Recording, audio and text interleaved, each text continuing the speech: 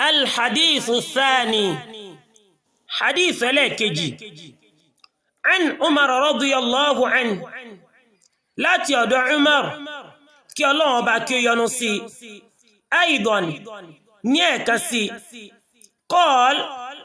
أصبعي ويكي بينما نحن جلوس عند رسول الله صلى الله عليه وسلم láàrin ìgbà tá a jókòó sí ọ̀dọ̀ òjíṣẹ́ Ọlọ́run ọba kí ìkẹ́ àti ọlá Ọlọ́run kó máa bá a zaata yawm ní ọjọ́ kan idh tala'a alayna rajulun ní arákùnrin kan bá yọ sí wa shadidu bayadu thiyab tí aṣọ rẹ̀ sì funfun gbòò shadidu sawadi sha'r tí irun orí rẹ̀ sì dúdú kirikiri la yura alayhi atharu safar tí ó sì sí ìlàpá rìn àjò kankan lára rẹ̀ wala ya'rifuhu minna ahad tí ó sì sí ẹnìkankan tó mọ̀ láàrin wa hatta jalasa ila nabiyyi sallallahu alayhi wa sallam títí tó fi lọ jókòó sí ọ̀dọ̀ òjíṣẹ́ Ọlọ́run ọba kí ìkẹ́ àti ọlá Ọlọ́run kó máa bá a fa asnada rukubatayhi ila rukubatayhi tí ó sì fi orúnkún rẹ̀ méjèèjì kó ti ànábì wa wada'a kaffayhi ala fakhidayhi tó sì fi ọwọ́ rẹ̀ méjèèjì lé itan rẹ̀ wa qala ó wá ń sọ báyìí wípé ya Muhammad ire Muhammad akhbirni anil islam fún mi ní ìrò nípa ẹ̀sìn islam faqala rasulullahi sallallahu alayhi wa sallam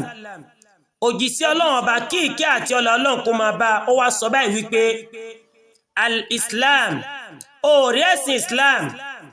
an tashhada an la ilaha illallah òun náà ni kó jẹ́rìí wípé kò sí ọba kan tá a lè fìjọ́sìn fún lódodo àyàfi Allah wa anna muhammadan rasulullah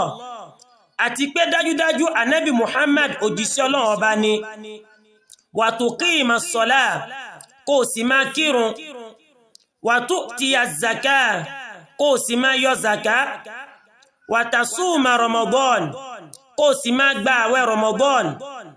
wa tahujja al-bayt kó sì máa ṣe hajj lọ sílé Ọlọ́run ọba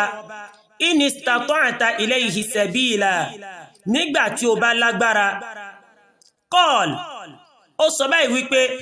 sadaquta òdodo ni ohun tó sọ fa'ajibna lahu yas'aluhu wa yusaddiquhu ó wá ń ṣe wá lè mọ̀ fún wípé ẹni tó ṣe béèrè ló wá ń sọ pé òdodo ni ohun tó sọ qal ó sọ báyìí wípé fa akhbirni anil iman tó fún mi ní ìrò nípa ìgbàgbọ́ qal ó sọ báyìí wípé an tu'mina billah òun náà ni kó gbọ́ Ọlọ́run bá gbọ́ lódodo wa malaikati àti àwọn màláìkà rẹ̀ wa kutubi àti àwọn tírà rẹ̀ wa rusuli àti àwọn òjíṣẹ́ rẹ̀ wal yawmil akhir àti ọjọ́ ìkẹyìn wa tu'mina bil qadar òun náà ni kó sì gba kádàrá gbọ́ khairihi wa sharri dáadáa bẹ̀ àti aburú bẹ̀ qala sadaquta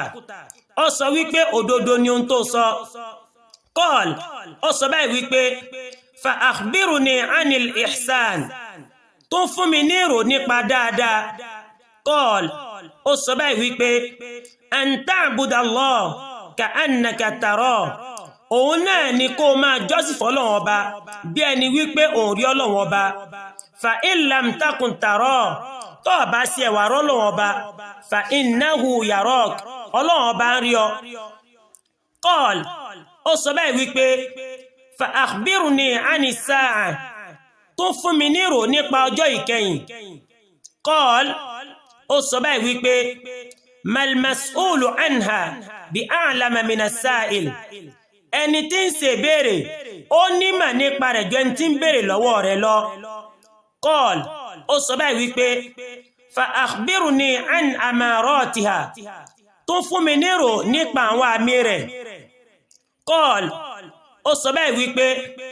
an talida al-amatu rabbataha òun náà ni kí ẹrúbìnrin kó bí olówó orí rẹ̀ wa an tara al-hufaa òun náà sì ni kó sì máa rí àwọn tí èèwọ̀ bàtà al-'uraa tí wọ́n máa rí hòhò al-'aala tí wọ́n ní kankan ri'a ash-shaa tí wọ́n ń darán jẹ́ yatatawwaluna fil bunyan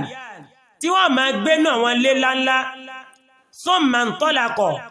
lẹ́yìn ìgbà náà ó lọ falabistu maliya lẹ́yìn náà mo wá dúró díẹ̀ summa qala lẹ́yìn náà ó wá sọ báyìí wípé ya Umar ìrẹ́ Umar atadari mani sa'il ìjẹ́ ní ọmọ tí ń ṣe béèrè qultu mo sọ báyìí wípé Allahu wa rasuluhu a'lam Ọlọ́hun Ọba àtòjíṣẹ́ rẹ̀ ló nímọ̀ nípa tí ń ṣe béèrè qal